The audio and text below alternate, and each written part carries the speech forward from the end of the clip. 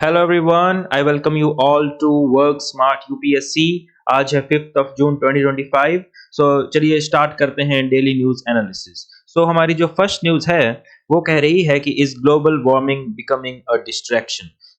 This is a very important topic for you. Let's start और देखते हैं कि इस न्यूज में हमारे लिए क्या इंपॉर्टेंट है।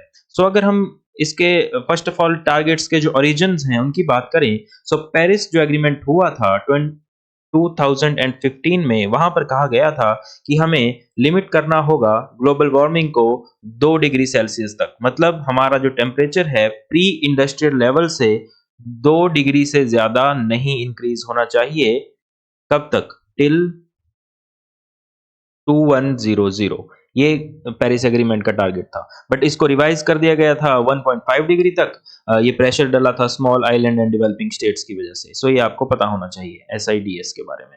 इसके बाद इसके जो टेम्परेचर टारगेट्स हैं, इनका बेसिस क्या है? जैसे ये 2 डिग्री का जो लिमिट सेट कर दी गई है, what is the limit behind it, what is the rational behind it? तो देखिए, ये कोई हमने कोई फिजिकल क्लाइमेट साइंस से नहीं लिया गया है, बल्कि एक इकोनॉमिक मॉडलिंग थी जो हमारे एक इकोनॉमिस्ट थे विलियम नॉर्डॉस। उन्होंने 1970s में इस कंसेप्ट को बताया था। उसके बेसिस पे हम इसको मॉडल करते हैं। हम इसके बारे में थोड़ा और नेक्स्ट स्लाइड्स में जानेंगे, बट अभी आप ये देख लीजिए कि this is not based on any climate science. Okay, ये जो हमारी 1.5 डिग्री और 2 डिग्री के हमारे थ्रेशोल्ड थे, these are not absolute danger points and they are not scientifically unique.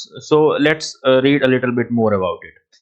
इसके बाद जो प्रॉब्लम्स हैं, जो यही बताने की कोशिश की गई है कि ये जो हमारी प्रोजेक्शंस हैं, इनमें these are not accurate और इनके साथ काफ़ी चैलेंजेस हैं। तो पहली चीज़ तो ये है कि ये जो हमारी प्रेडिक्शंस हैं, जैसे हमने 2100 तक प्रोजेक्शन कर दी कि हमें इसे 1.5 डिग्री तक प्रोजेक्ट करना है, तो हम उसमें बहुत सारी अजम्पशंस लेंगे। जैसे हम अज्यूम करेंगे कि फ्यूचर में इतनी एमिशंस होने वाली है, एनर्जी सोर्सेज ये रहने वाले हैं, पॉपुलेशन इतनी हो जाएगी। वी आर अज्यूमिंग कि 2050 में some X amount of people will live on earth. हम पहले ही उसको अज्यूम कर रहे हैं। हम फ्यूचर की पॉलिसीज को भी इसमें पहले ही अज्यूम कर ले रहे हैं कि उसकी वजह से फिर हमारे जो क्लाइमेट चेंज है उस पर इफेक्ट पड़ेगा।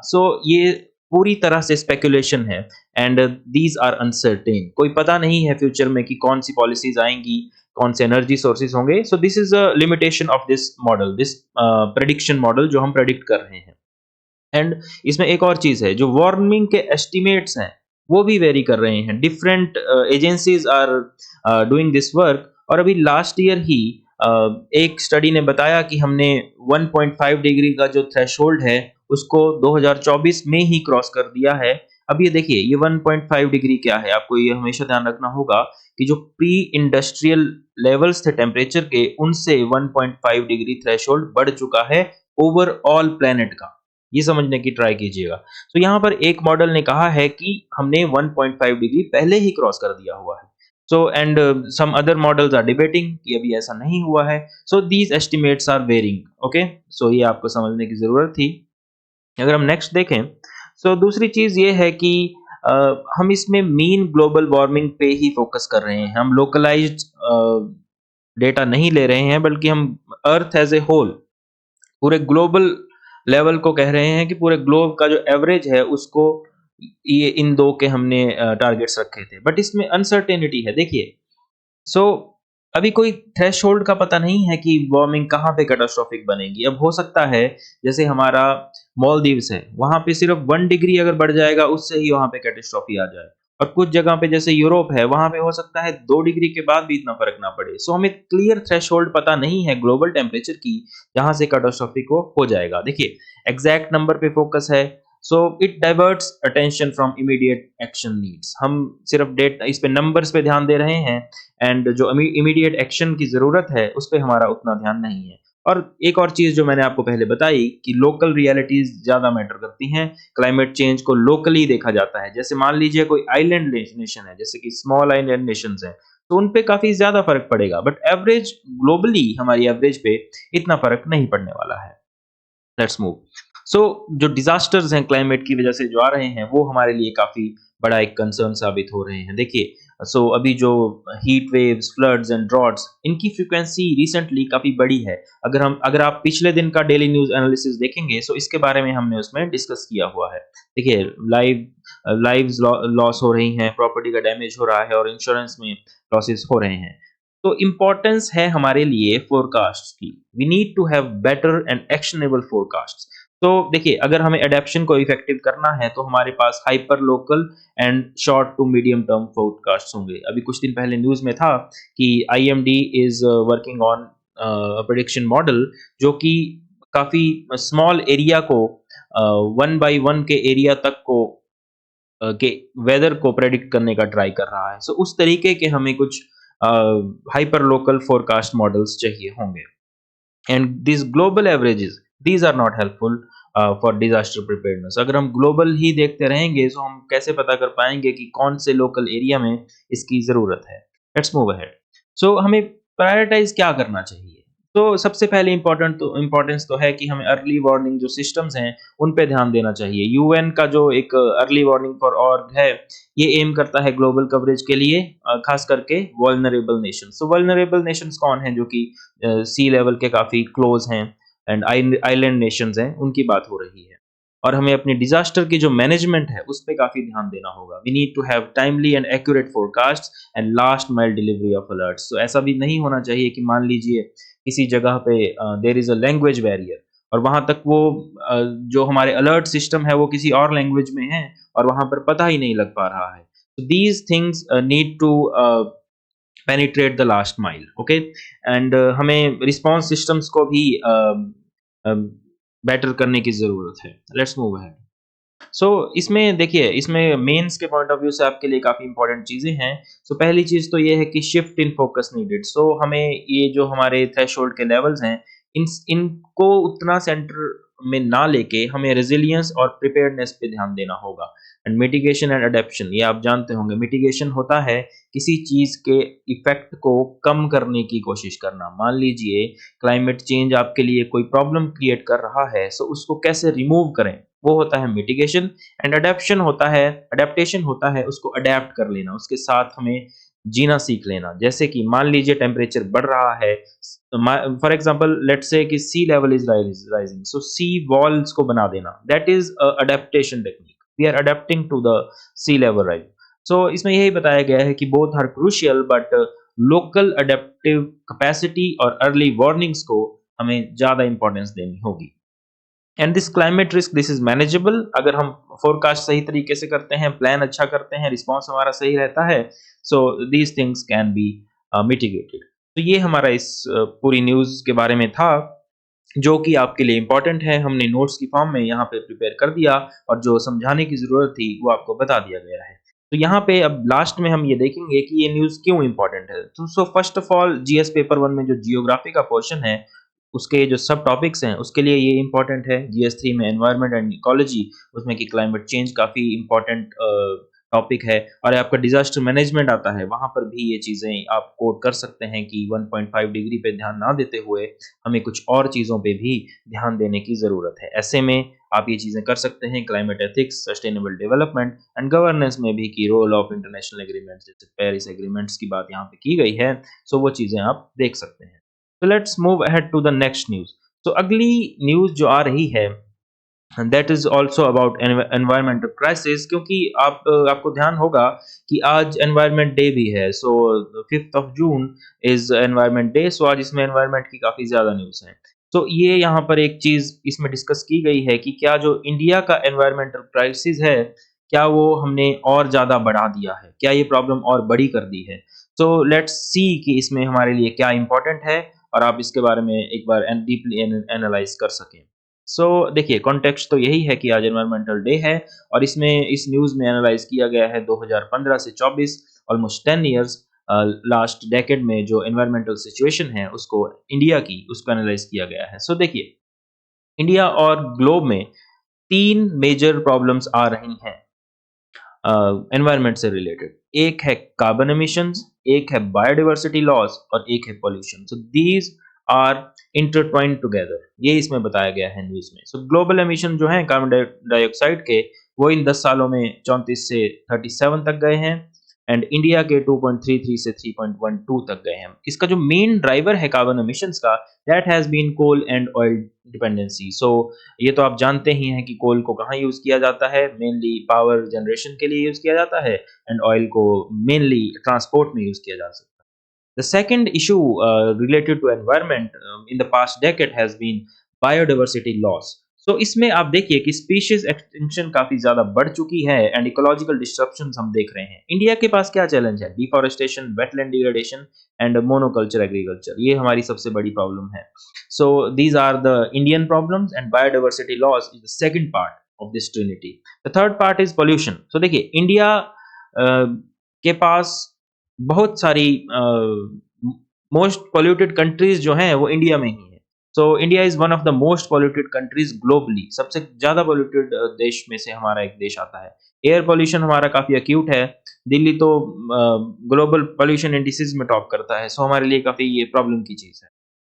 Let's move ahead. सो अब इसमें रूट कॉजेज की बात की गई है कि रूट कॉजेज क्या हैं। सो ये तो आप जानते ही हैं कि फॉसिल फ्यूल्स की डिपेंडेंसी 70% से ज़्यादा हमारी जो इलेक्ट्रिसिटी है वो कोल से बनती है। डिफॉरेस्टेशन और लैंड यूज। देखिए अब अगर डेवलपमेंट होगी सो ये चीज़ें तो is going to happen. So roads, minings and dams के लिए और वेस्टर्न घाट्स में और नॉर्थ ईस्टर्न इंडिया में ये ज़्यादा इम्पैक्ट करता है। एग्रीकल्चर इंटेंसिफिकेशन है। देखिए मोनोकल्चर हैं जैसे पंजाब, हरियाणा, यूपी में। रन ऑफ केसेस भी हैं जैसे कि वाटर पोल्यूशन हो जाएगा। अगर इंडस्ट्रीज के पास हैं तो नाइट्रेट्स, पेस्टिसाइड्स एग्रीकल्चर से आ जाएंगे, plastics, all these are creating water pollution. और वाटर मिसमैनेजमेंट भी है। अर्बनाइजेशन की वजह से भी प्रॉब्लम्स हो रही हैं। सो इंडिया कम से कम 62 million tons of waste annually generate करता है, जिसमें से सिर्फ 20% हम प्रोसेस करते हैं। This is a major problem. 100 में से सिर्फ 20% ही हम प्रोसेस कर पा रहे हैं अपने वेस्ट का। इसकी वजह से ये जो लैंडफिल्स के इश्यू हैं, अनट्रीटेड सीवेज का इश्यू है और इंडस्ट्रियल एफुलेंट्स हैं, ये काफ़ी प्रॉब्लम क्रिएट कर रहे हैं।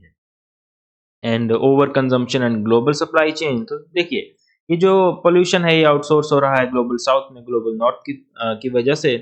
तो इसमें ये बेसिकली क्या है कि जो ग्लोबल नॉर्थ जिसे कहते हैं, जो डेवलप्ड कंट्री हैं, वो अपना पोल्यूशन को आउटसोर्स करके हम कह सकते हैं लीस्ट डेवलप्ड कंट्रीज में भेज के वहाँ पे उनको प्रोसेस करती हैं and that leads to pollution in these countries. Okay. तो इंडिया की जो हम पोजीशन देखेंगे एनवायरनमेंट के एस्पेक्ट में, वो ये है कि हमारी जो एमिशंस हैं पर कैपिटा, मतलब इसमें होता है, आप ये समझ लीजिए कि टोटल पर कैपिटा एमिशन क्या होता है। So it is total emissions upon total population of the country. तो ये हमारी is comparatively low if we compare it to United States. But हमारे जो एमिशंस हैं, दिस थिंग, ये जो हमारा न्यूमरेटर है, this is rising due to industrialisation and urbanisation, जो कि होना इज इनएविटेबल, क्योंकि we are a developing country and we want to become a developed country. So industrialization and urbanization is bound to happen. That is why हमारे जो emissions हैं वो increase हो रहे हैं।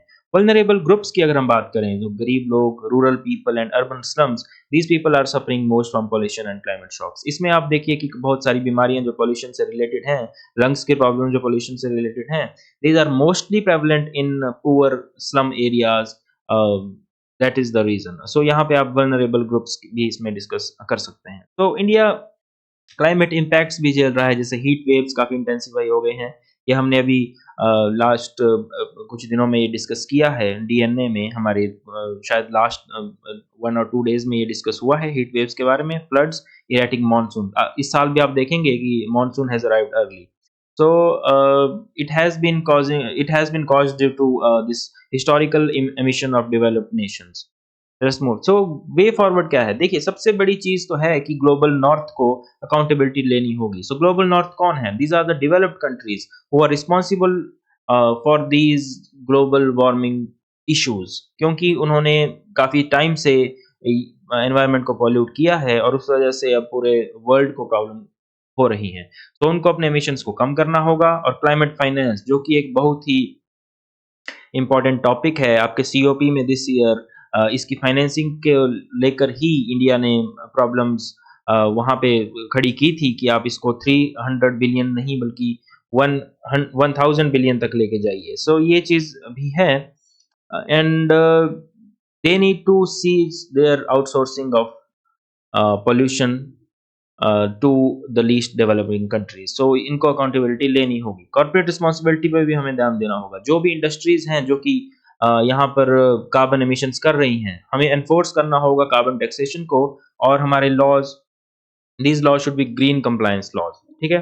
और इसके बाद मार्केट एक्सेस को हमें रिस्ट्रिक्ट करना होगा जो जो भी कंपनीज नॉन कंप्लायंट हैं with these laws and even if they are evading this kind of carbon taxes. Okay, so path क्या है सस्टेनेबल डेवलपमेंट का? देखिए, हमें लो कार्बन लाइवलीहुड्स को प्रमोट करना होगा, इकोलॉजिकल एग्रीकल्चर को प्रमोट करना होगा एंड कम्युनिटी लेड कंजर्वेशन को हमें ध्यान देना होगा। ओके, सो ये न्यूज़ यहाँ पर ख़त्म होती है, बट हमें इसका रेलेवेंस जानना बहुत ज़रूरी है। हर एक न्यूज़ को जब भी आप न्यूज़पेपर में देखें, तो आपको ये पता होना चाहिए कि इस न्यूज़ की रेलेवेंस हमारे लिए क्या है, तभी आपको उसको पढ़ना है। पूरा न्यूज़पेपर वर्ड टू वर्ड पढ़ना is not a very smart thing to do.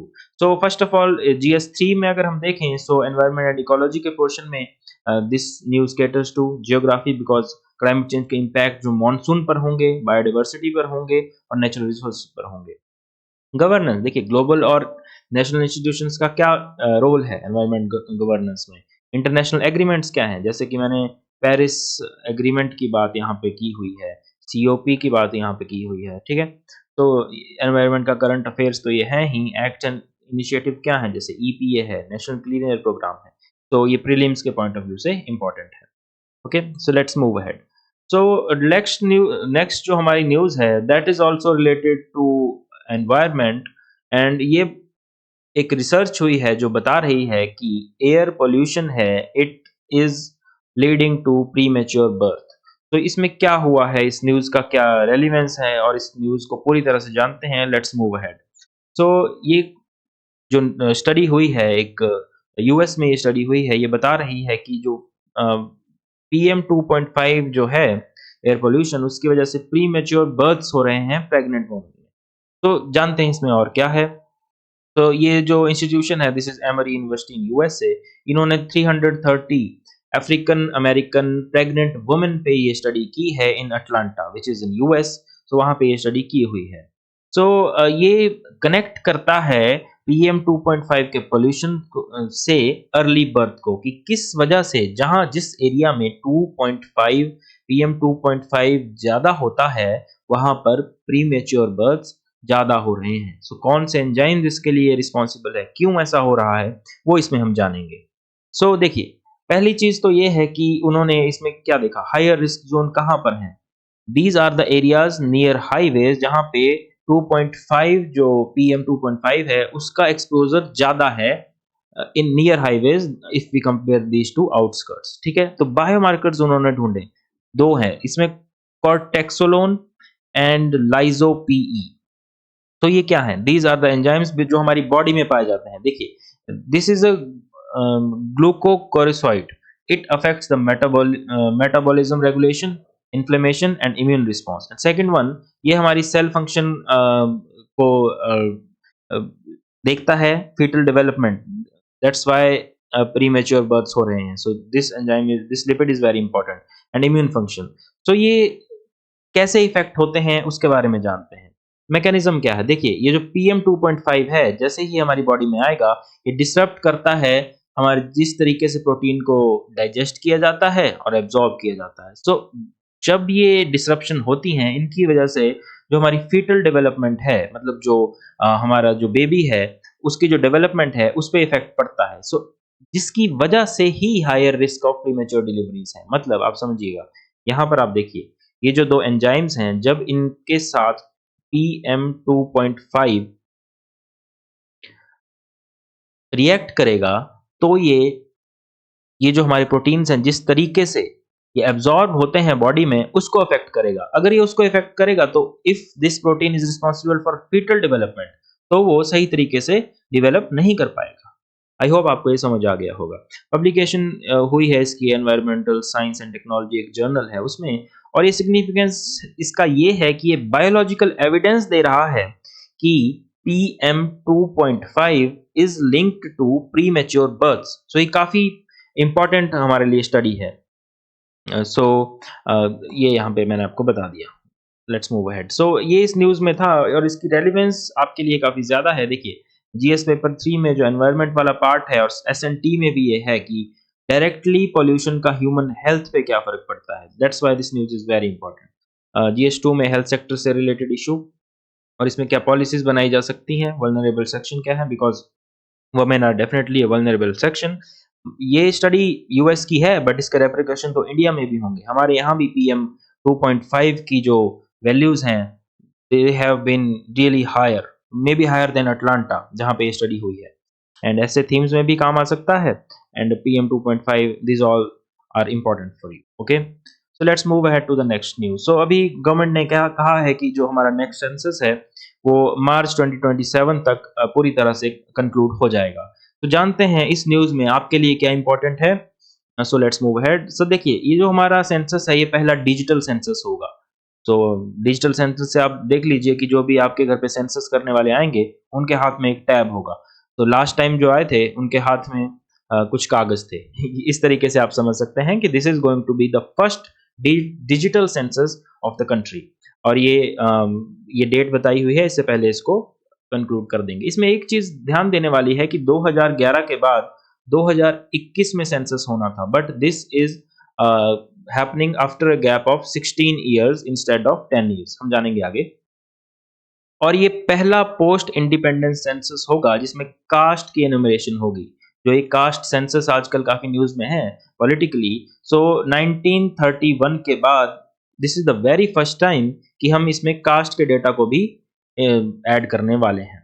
Okay, and this caste census data may be used for future delimitation, क्योंकि आप जानते हैं डिलिमिटेशन एक्ट के वजह से 2026 तक हमारी जो पार्लियामेंट्री सीट्स हैं उनको फ्रीज कर दिया गया है।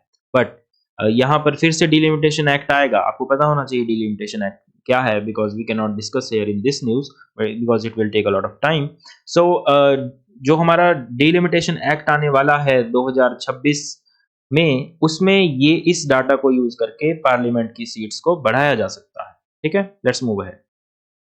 तो थोड़ा बैकग्राउंड जान लेते हैं कि 2021 का सेंसस है वो क्यों डिले हुआ था। सो उस टाइम पे कोविड-19 था एंड कोविड-19 की वजह से दैट वाज डिलेड। और हमारा लास्ट कास्ट सेंसस था जो कि 1931 में हुआ था, बट इसके बाद ये नहीं हुआ है। अभी जो करंट जो पार्लियामेंट्री सीट्स की डिस्ट्रीब्यूशन है 1971 के बाद से, दिस हैज़ बीन फिक्स्ड और उतनी ही सीट्स अभी भी हैं। सो जैसे कि मैंने आपको बता दिया कि 2026 तक ये फ्रोजन था, so it can be used in this census. तो देखिए, प्रीलिम्स में क्या इंपॉर्टेंट है। सो आपको ये पता होना चाहिए कि ये जो सेंसस है this is being done through an act of parliament which is census act 1944। और कुछ कॉन्स्टिट्यूशन प्रोविजंस भी हैं 82 और 170, इनको भी आप एक बार अपने नोट्स में देख लीजिएगा। These relate to the census. कुछ फैक्ट्स यहाँ पे आपके लिए डाल दिए गए हैं कि लास्ट सेंसस है 2011 में हुआ था, अभी 27 में होगा। This is the first digital census, first caste innovation since 1931। और रेफरेंस डेट्स तो ये है, इसमें न्यूज़ में बताया गया है कि स्नो बाउंड एरियाज में हम 1 अक्टूबर 2026 तक फिनिश कर देंगे और बाकी देश के लिए हम इसको 27 में फिनिश करेंगे। ओके, मेंस में अगर आप देखें तो GS paper 2 governance, GS 1 and 2 society and polity and इसी में ही जो रिप्रेजेंटेशन ऑफ पीपल एक्ट है, बिकॉज इसमें डिलिमिटेशन की भी बातें की गई हैं। So this part of the syllabus this news caters to. Let's move ahead to the next news. So ये एक न्यूज़ है, बट इसमें हमें इस न्यूज़ जो हमारे एमईए ऑफिशियल कह रहे हैं, हमें ये इंपॉर्टेंट उतना नहीं है कि एमईए ऑफिशियल क्या कह रहे हैं, but we need to know more about this IMEC. ये आईएमईसी है क्या, क्या प्रॉब्लम्स आ रही हैं इसकी इम्प्लीमेंटेशन में, सो हमें वो जानने की ज़रूरत है। सो हमने वो आपके लिए प्रिपेयर कर दिया है, मैं आपको यहाँ पे सब कुछ क्लियर कर देता हूँ। Let's move ahead. So background context देखते हैं।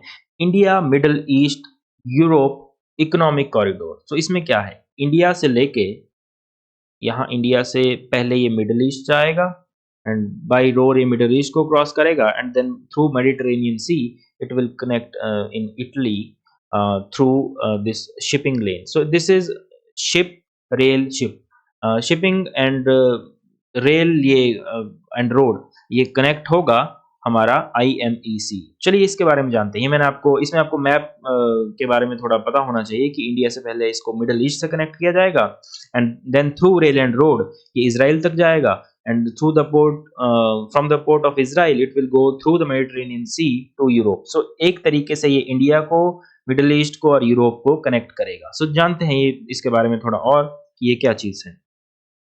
So let's see. सो देखिए ये इसे लॉन्च किया गया था G20 समिट में 2023 में। इसमें इंडिया था, यूएई था, Saudi Arabia, European Union and the US.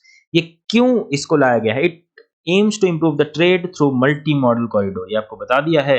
And ये चाइना का जो BRI है, belt and road initiative, kindly look a little bit more about it. China's belt and road initiative है, उसको काउंटर करने के लिए IMEC को लाया गया है।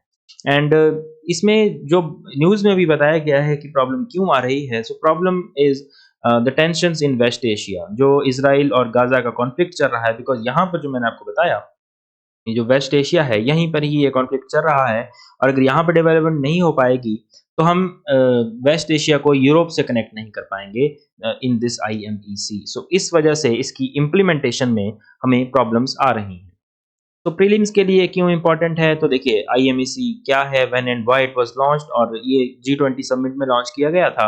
It is a counter to BRI। और ट्रेड रूट्स की ज्योग्राफी क्या है? तो मैंने आपको बता दिया, इंडिया से लेके ये मिडल ईस्ट को कनेक्ट करेगा and then it will connect Europe. Okay.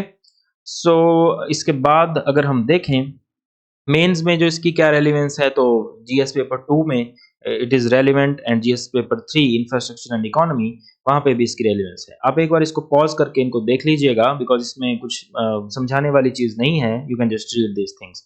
Okay, so let's move ahead to the next news. Next news हमारी है कि एनसीआर में 2026 के बाद से जो डिलीवरी फ्लीट्स होंगे, जैसे कि स्विगी हो गया, आपका ज़ोमैटो हो गया, ज़ेप्टो हो गया, इनमें कोई भी पेट्रोल या डीज़ल व्हीकल नहीं होगा। ओके। सो जानते हैं इस न्यूज़ के बारे में आपके लिए क्या इंपॉर्टेंट है। सो पहली चीज़ तो ये है कि बैकग्राउंड अगर हम जानें, तो दिल्ली में आप जानते हैं कि क्रोनिक एयर पोल्यूशन है, विंटर में थोड़ा बढ़ जाता है। आपको पता होना चाहिए क्यों। एंड ट्रांसपोर्ट सेक्टर जो है वो काफ़ी बड़ा कंट्रीब्यूटर है एयर पोल्यूशन का इन दिल्ली। सो ये जो हमारा CAQM है, इसको prevention and control of pollution act, इसके 2021 में इसे बनाया गया था। And you need to know that this commission for air quality management ये क्यों और किस एक्ट के थ्रू बनाया गया है, सो आपको ये पता होना चाहिए। Okay. And it replaced EPCA, ये भी आपको पता होना चाहिए। Let's move ahead. सो देखिए ये हमारे लिए क्यों इंपॉर्टेंट है ये न्यूज़। देखिए ये आपके लिए सिर्फ एक फैक्ट थोड़ा बहुत आपको पता हो कि दिल्ली में अब ये फ्लीट्स नहीं होंगे, इसके अलावा आपको इसके फैक्ट्स में जाने की ज़रूरत नहीं है। बट न्यूज़ की इंपॉर्टेंस क्या है? देखिए ये न्यूज़ हमारी environmental governance, public policy, technological transition transition एक होलिस्टिक इश्यू से बना देता है। And these are the same things.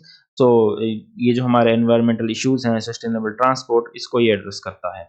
Prelims में देखें तो आपको जो मैंने अभी बता दिया कि CAQM क्या है, इसका पता होना चाहिए। एयर पोल्यूशन, एमिशंस, ये सारी चीज़ें, ये तो आप स्टैटिक में पढ़ते ही हैं। और गवर्नमेंट के क्या इनिशिएटिव हैं एंड दिल्ली NCR में। Okay, let's move ahead. And इसके जो मेंस के अगर हम पर्सपेक्टिव से देखें, तो GS3 के लिए ये इंपॉर्टेंट है। एयर पोल्यूशन कंट्रोल में आप ये मेंशन कर सकते हैं। गवर्नमेंट के इनिशिएटिव क्या हैं? CAQM, inter-state coordination, pollution control, ठीक है? अर्बन मोबिलिटी का टॉपिक आ जाता है और इनकी इम्प्लीमेंटेशन में क्या चैलेंज है, ये आपको पता होना चाहिए। Let's move ahead.